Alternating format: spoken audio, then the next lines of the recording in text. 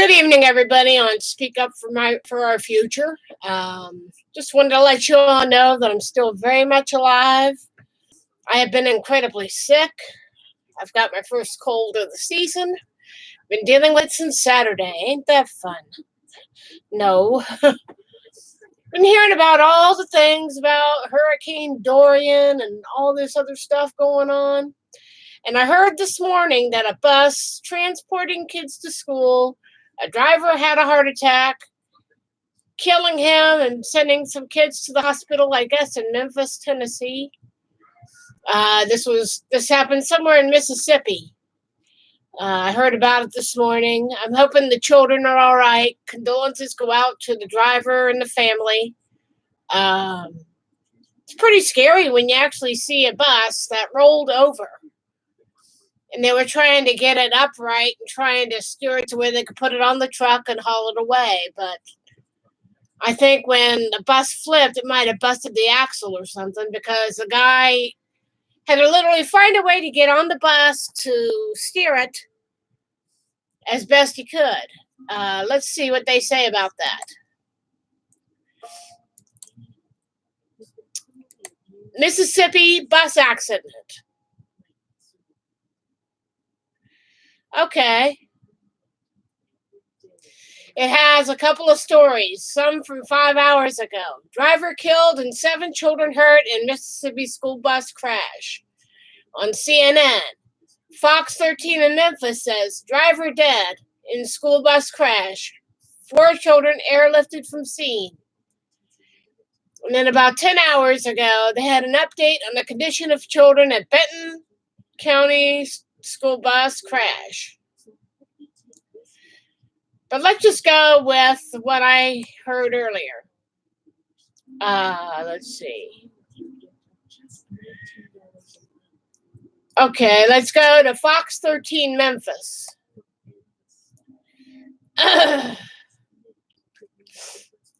Driver dead in school bus crash. 4 children airlifted from scene. There's pictures of the bus on its side. And it says, a school bus rolled over in Mississippi and multiple children were seriously hurt, officials told Fox 13. According to the Benton County Emergency Management, they are working a school bus accident with injuries. And they show photos of the scene. The crash happened on Highway 72 in the area of Whippoorwill Road. This is the east side of the county. The Benton County Superintendent's Office told Fox 13 that there were 8 kids hurt and 4 of the children were taken from the scene by helicopters. Lebanur said the 4. Let's try that again. Lahore said the 4 were airlifted and are currently in Sirius and are being treated at Children's Hospital. Fox 13 talked to the stepfather of one of the kids taken by helicopter. He told the station his daughter suffered multiple breaking bones, including fractures in her legs and jaw. So his daughter, the guy they talked to, suffered multiple broken bones, including fractures in her legs and jaw. MHP confirmed to Fox 13 that the driver didn't survive. The driver was Chester Cole. He was identified by the district superintendent, Steve Bostick. Family members told Fox 13 Cole's granddaughter was also on the school bus during the deadly accident. Hallie Williams, 13, and her brother Nathan Williams, who was 15, were injured in the crash. Hallie was recently released from surgery. She's also going to be put in a cast. Nathan had suffered minor injuries. He also helped get children off the bus. Tuesday night, 4 students were discharged. However, 4 more children are still in the hospital.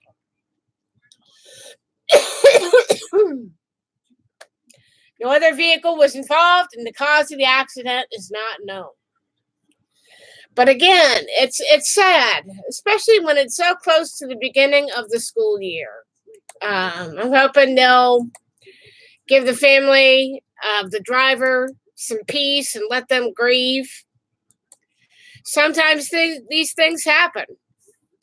I mean, when I heard about it this morning, it's something you don't want to read about, but sometimes it happens. Just the fact that 4 kids were seriously injured and 4 got to go home from the hospital tonight.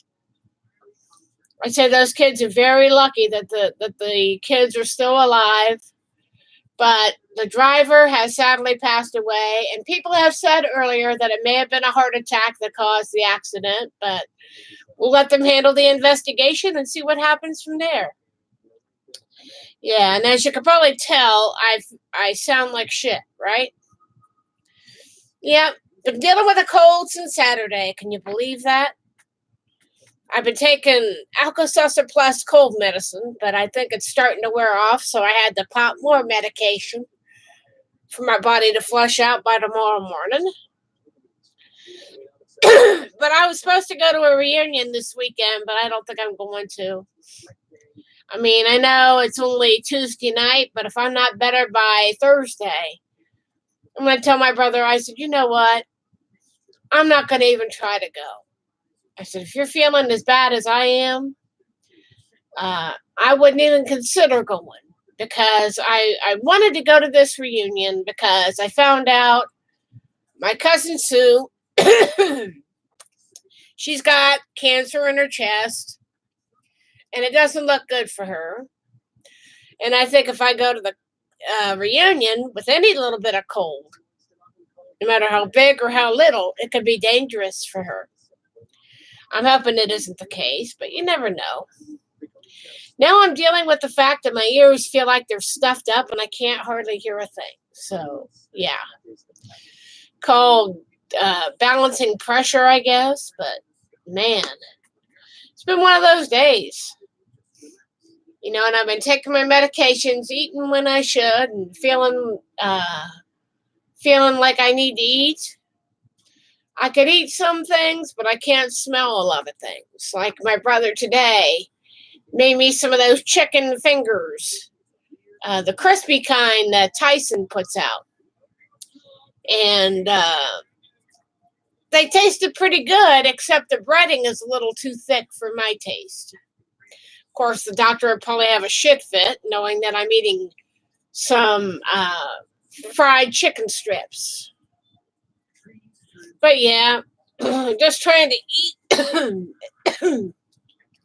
Try to eat as much as I can and rest as much as I can, and it's been hard. It's been hard. But the medications I take help me sweat it out at night and help me sleep reasonably well, so I'll take that any day. Damn, I'm sorry. But I want to let you know that I'm still here. I'm not 100%. I'm about 40%. I guess it's because it's worse at night than it is during the day. But I've been pretty sick here the last couple days. Cold and flu season is definitely upon us. And I think I got it when I went to visit my niece on Friday. Because, you know, we went out to my sister's. They had a cookout. They did some steaks. And my niece, you know, she has autism and she can't speak. She can't even wipe her own nose. She's just so blissfully unaware of that. And like a dummy, I touched one of her books. And she's got like Dora books. Most of them have disintegrated to the point that the covers are just left. Was sitting in my sister's living room, and I felt something hard under my buttocks. And I pulled out one of her book covers. Sure enough, by Saturday night, I come home. You know, by Saturday night, I had a full-blown sore throat. And my brother's like, what's the matter with you? And I said, I'm not feeling very good, pal. I said, I know I'm getting a sore throat. And you know what happens after the sore throat? And he's like, cold? And I said, yep. And he's like, well, you probably got it from me. You weren't at Paula's. And I said, yeah, I was. So that night they had the cookout, remember? We were both there. And I just got the brunt of it. I said, I got the brunt of this stinking cold. I'm trying to shake it and get back to my normal life. But like I keep telling you people, people with lower immune systems, when you're a preemie, you could have colds a lot longer than what you would normally want. Some people get better in a week. Some people are sick to 2 to 3 weeks. And I'm miserable. I'm so fucking miserable. I want to punch somebody out. Somebody from anybody in the political field to the person that they call the snot ball, the cold, right? What do they call that? The Mucinex commercials? Yeah. I like to beat the shit out of that little snot guy that's on there, but when you're sick, you're sick. If I'm not feeling any better by Thursday, there ain't no way I'm going out there on a Saturday to a reunion and get everybody else sick. It ain't going to happen. But I want to let you know that I was still alive and letting you know how I'm doing. I heard about all the death and destruction from Hurricane Dorian this past week. That's a Floridian nightmare. And Sidney Poitier, a famous actor, is missing. Let me look that up here real quick.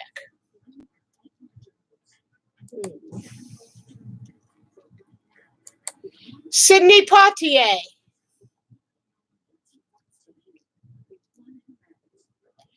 Yeah. Sidney Poitier is a Bohemian American actor and film director.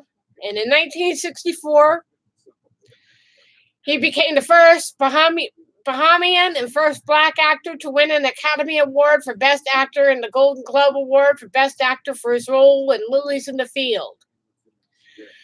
So he was born February 20th, 1927. He's now 92 years old.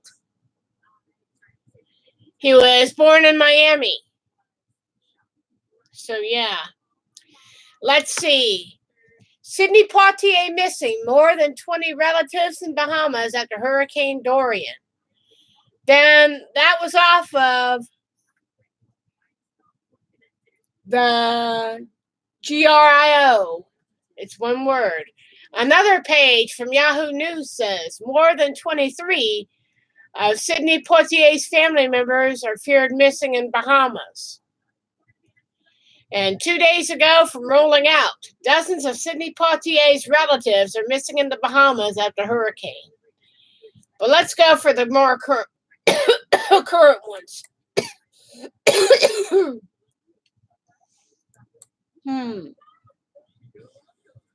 There is a video attached to this, I think. I haven't looked at it. And it says, more than 23 of Sidney Poitier's family members are feared missing in the aftermath of Hurricane Dorian, the actor's nephew had said. Jeffrey Poitier, who is now 66, said they were still waiting for news from the relatives, including his sister Barbara and his adult kids in Freeport, Bahamas. Yeah, that's it for that one. And some of the reactions are, feared missing, they are either missing or not. If they are not home and nobody has heard from them, then they are missing. Pretty simple. And it says, so sad for the wonderful people of the Bahamas. Not worth it to rebuild in low-lying, smaller islands below sea level. Happen again. Scientists do predict a stronger and more frequent horrible storms. I feel that the Caribbeans and other similar islands may not be livable in the near future because of global warming. These beautiful may only be used reports and hurricanes off season. Couldn't make sense of that. Dorian spinning at almost 200 miles an hour over the Bahamas for over a day, and yet the official report is that the total number dead is about 40 people. Thousands of them are missing.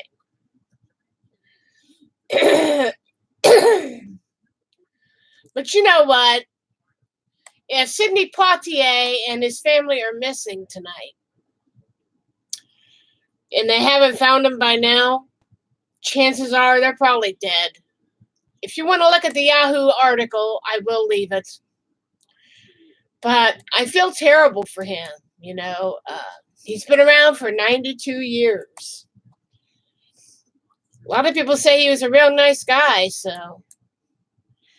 You know, and then I hear about all the bullshit that Mr. Trump is trying to do. I don't know if this is true or not, but he doesn't want people from the Bahamas coming to our country. They can't all fit in Nassau, that's for sure. I heard Nassau escaped the brunt of that storm. And it's sad. It really is. It really is. Thousands of people have nothing to go home to. And it's not because of the islands. This is the first Category 5 to hit the Bahamas ever on record. First one on record. You know, and there are thousands of people possibly missing or dead. And I hope they find Sidney Poitier, but it doesn't look good. I mean, if you go back and look at some of the footage from Hurricane Dorian over the last week, there is nothing left. It looks like what a tornado would have done. You know, and there is no way very many people survived. And those that have, they're hurting, you know, and there's very little that I can do. I can't do it alone. You know, if you want to donate, look up the Red Cross that may be helping with donations. Go to reputable companies that are helping with this. Check your local news affiliates. Check, maybe eBay is pulling up something where they're helping people with donations. You don't know. But to hear about a Category 5 storm sitting over the Bahamas for well over a day, harming and destroying buildings, and people are frustrated. They don't want to stay there another minute, one lady screams. I want to get out of here.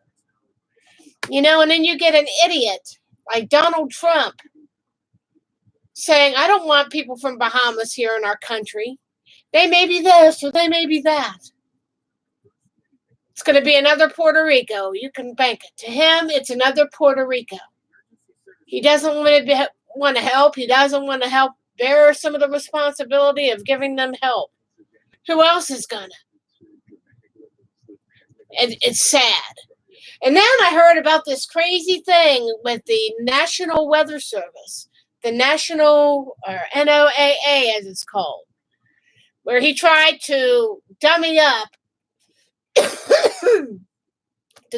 a map that put people in freak mode about Alabama or Mississippi. Let me look that up. One more and then I got to get off. As you know, I'm not feeling good. Donald Trump, fake map.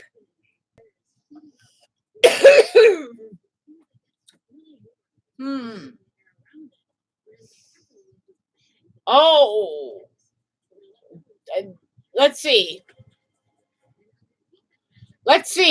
Here's one that I think we ought to read. Weather Service staff warned against contradicting Trump's false Alabama. Okay, let's see here. False Alabama worrywart.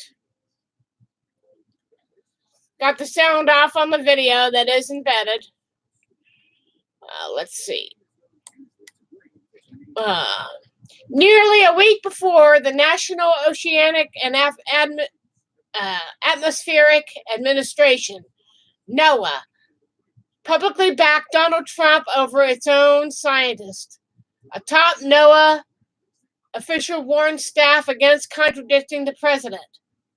Staff were told to only stick with official National Hurricane Center forecast if questions arise from some national level social media posts, which hit the news this afternoon, and an agency-wide derivative sent to National Weather Service personnel on the 1st of September. This was hours after Mr. Trump asserted with no evidence that Alabama would most likely be hit harder than anyone anticipated. And it says, they were also told not to provide any opinion, according to a copy of the email obtained by the Washington Post.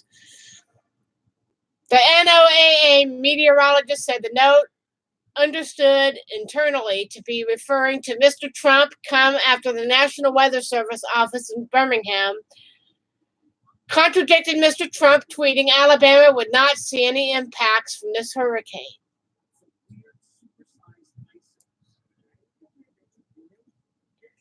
And it goes on to say, the agency sent a similar message warning scientists and meteorologists not to speak out on the 4th of September. After the president showed a hurricane map from the 29th of August, modified with a hand-drawn and half circle in black Sharpie around Alabama. Quote, this is the first time I felt pressure from above not to say what truly is the forecast, the meteorologist said. It's hard for me to wrap my head around. One of the things we train is to dispel inaccurate rumors, and ultimately that was what was occurring. Ultimately, what the Alabama office did to provide a forecast with their tweet is what they get paid to do.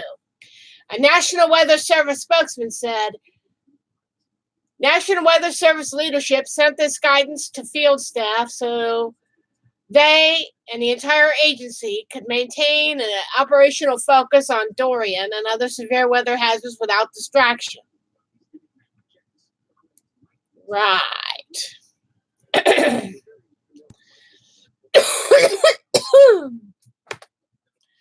Mr. Dumpster Fire says on his Twitter account, in addition to Florida, South Carolina, North Carolina, Georgia, and Alabama will most likely be hit much harder than anticipated.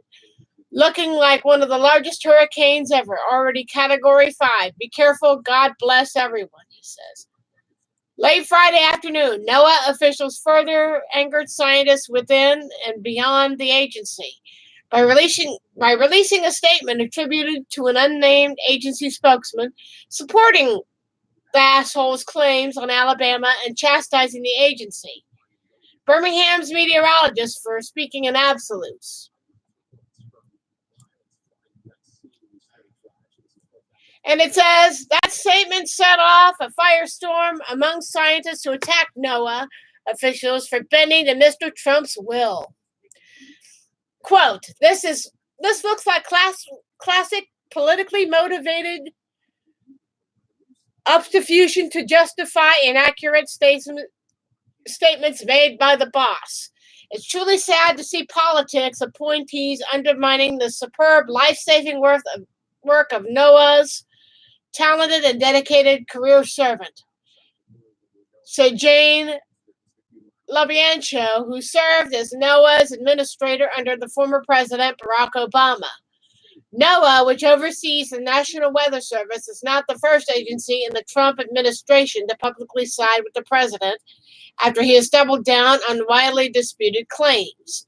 But the firestorm surrounding the president's hurricane statements is unprecedented in the organization's history and threatens to politicize something that most Americans take for granted as an objective, if flawed, part of daily life, the weather forecast. A NOAA official disputed the suggestion that the statement took sides, saying that there is no political motivation behind it. To that, I say bullshit. Let's go on and hear what this has to say. The official agency said leadership had considered making a statement for a day or two to clear up any confusion. Acting NOAA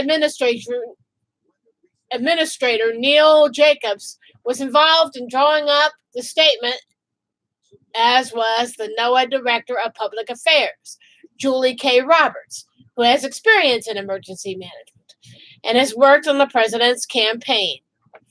And there's a video of him looking at that doctored map The officials said in the statement called out Birmingham's tweet because, one, NOAA hurricanes forecast showed about a 5 to 20% chance of tropical storm force winds in a small part of Alabama.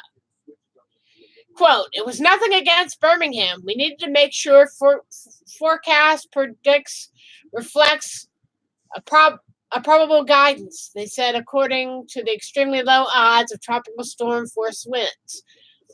Such wind speeds between 39 and 74 miles an hour rarely cause much damage to require advanced preps. The NOAA statement made no reference to the fact that Mr. Shithead tweeted that Alabama was at risk. The state was not in the National Hurricane Center's cone of uncertainty, which forecasters use to determine where the storm is most likely to hit. Alabama had also appeared in the cone days before that. The acting NOAA director briefed the president on Hurricane Dorian on the 29th of August using the forecast that the White House later adapted via Sharpie marker. The director of the National Hurricane Center briefed the president on the storm's likely track again on the 1st of September, shortly after his tweet about the threat to Alabama. At other times, Mr. Trump was briefed by individuals, including the White House, Homeland Security, and Counterterrorism Advisor, who lacked the meteorological expertise to interpret what they were showing. If the president had been briefed by someone who understood the forecast, he never would have mentioned Alabama, the NOAA official said.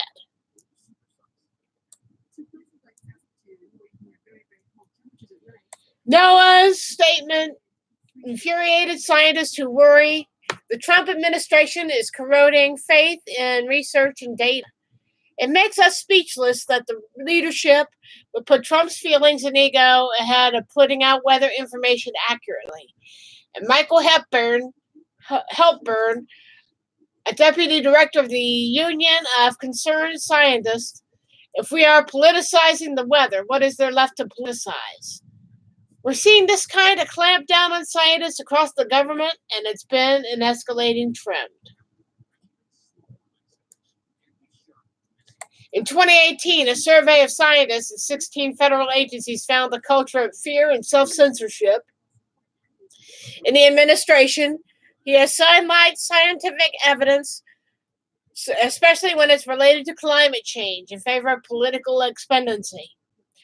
Keith Slutter, executive director of the American Meteorological Society, said, the criticism of the Birmingham Forecast Office is unwarranted. Rather, it should have been commended for their quick action based on science, as clearly communicating the lack of threat to the citizens of Alabama. One of the strongest reactions to the NOAA comment came from David Titley, an atmospheric scientist who served as chief operating officer of NOAA under Obama. Perhaps the darkest day ever for our leadership. Don't know how they will ever look at the workforce in the eye again. Moral cowardice, he tweeted. Again, David Titley says this is known as moral cowardice. See if I can pull that statement up for you.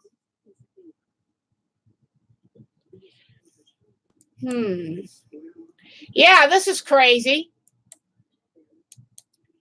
Yeah. I want you to look at this letter, if I can get it to come up on the form here. Look at this. Here's the letter from the national, from NOAA, whatever they call it. But I'm reading the article here, and I want to get back to that so I can get to bed. Let's see if I can find it. Yeah. I mean, it's a shame. They don't want the National Weather Service, or NOAA, as I've come to know it. They don't want scientists that do our weather every day to undermine the president, who is the biggest idiot on this planet. Let's see. Others who weighed in on social media were also scathing in their response to NOAA's decision to publicly defend Mr. Trump.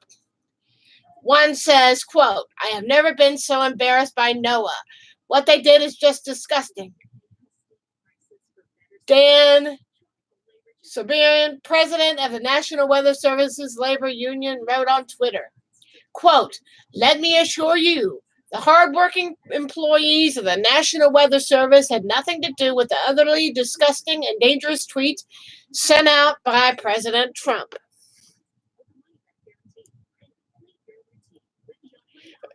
Actually, it says here. It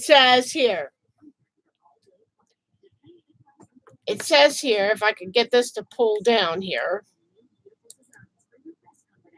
It says here, it was actually by NOAA management. I correct myself. The dangerous and the disgusting and disingenuous tweet sent out by NOAA's management tonight. A popular television broadcast or meteorologist in Birmingham also came to the defense of his city's National Weather Service team. Quote, "The tweet from NWS Birmingham was spot on and accurate." James Spann tweeted, "If they are coming after them, they might as well come after me. How in the world has come to this?" On Saturday, the NWS leadership seemingly tried to address the outcry in an all-hands letter to its employees to thank them for their hard work during the hurricane. The letter obtained by the Post assured employees they were valued. "We want to assure you we stand behind our entire workforce and the integrity of the forecasting process, including the incredible scientific, technological, and engineering skill you demonstrated for this event," the NWS leadership wrote. Quote, "We saw firsthand our integrated forecast process works, and we continue to embrace and uphold the essential integrity of the entire forecast process. It was applied by all NWS offices to ensure public safety first and foremost." Oh, really? And you want to back up a fathead like Donald Trump? Here's the article, should you guys want to take a look at it. I know my reading isn't very good, but here it is. You can take a look at that for yourself. But yeah, looks like Trump tried to put Alabama in the storm's path. It might have looked like it was going to cut across Florida, but as they say, the cone of uncertainty changes, and it went right up the East Coast instead of hitting Alabama. Shame on our president. You're a fucking moron. Orange man is nothing but trouble. So in other words, the people of the National Weather Service got a letter not to undermine our good President of the United States. Give me a break. He's an overgrown baby. He's right and we're all wrong. Right? I've dealt with people like that, and I don't got time for that. All I know is thousands of people are missing. The Bahamas don't have anybody that they could go home to. Sidney Poitier's family is missing, among 1,000 others. And as far as I know, they're all dead and gone. And Mr. Trump doesn't want people from the Bahamas here. I may be sick, but I have been watching the headlines. I watch the headlines when I'm not sleeping, trying to get rid of this shit. You know, and he's talking about extending his term in office. God, I hope not. We can't take 4 more years of this. The Bahamas is going to end up like Puerto Rico, a forgotten island that is supposedly not our problem. It's a humanitarian crisis, people. It not only hit here in the United States, it also tore up parts of Canada. So think about it. Some Trump humpers are coming around to the fact that the president is a dunderhead. They realize their mistake. And when they do, they have admitted it on social media, and they feel stupid and foolish in their decision. I hope we don't go through another 4 years of this because I don't think I could take it. All I know is thousands of people are missing, and the Bahamas will never be the same again.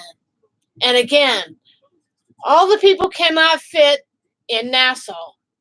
All those people have no place to fit in Nassau. It could only hold so much. We'll wait and see what our idiot in chief does next.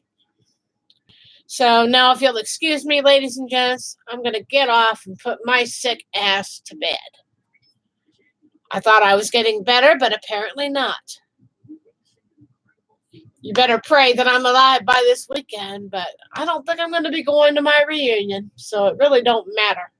I'm not willing to get my cousin sick because she's got cancer, and it can be bad for her. So, yeah. And I have to be a little angry with my niece. She's got a cold, and yet they don't give her any meds until they actually have to run out and get meds. But I think I'll take this weekend to just stay home and take care of me. But I can't wait until voting day. I'm voting blue all the way, baby. So, whether Trump likes it or not, he's going to leave office sometime. If not in this 4 years, if he manages to make it another 4 years, which I hope doesn't happen, he's going to have to leave. There's 2 terms for a reason. And, I still wish we had Obama in office. At least that guy was more of a man than an idiot. Take care, everybody. I'm tired. I'm done. I'll check back in here in about another week. If you don't see me here, come over to my Pamela's Vlog Getting Real.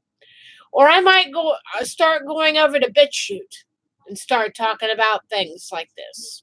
So, I've been over to BitChute quite a bit here over the last couple of weeks, and I love it over there. So, have a good night, everybody, and I'll get back on sometime this weekend if I'm more cleared out. Good night.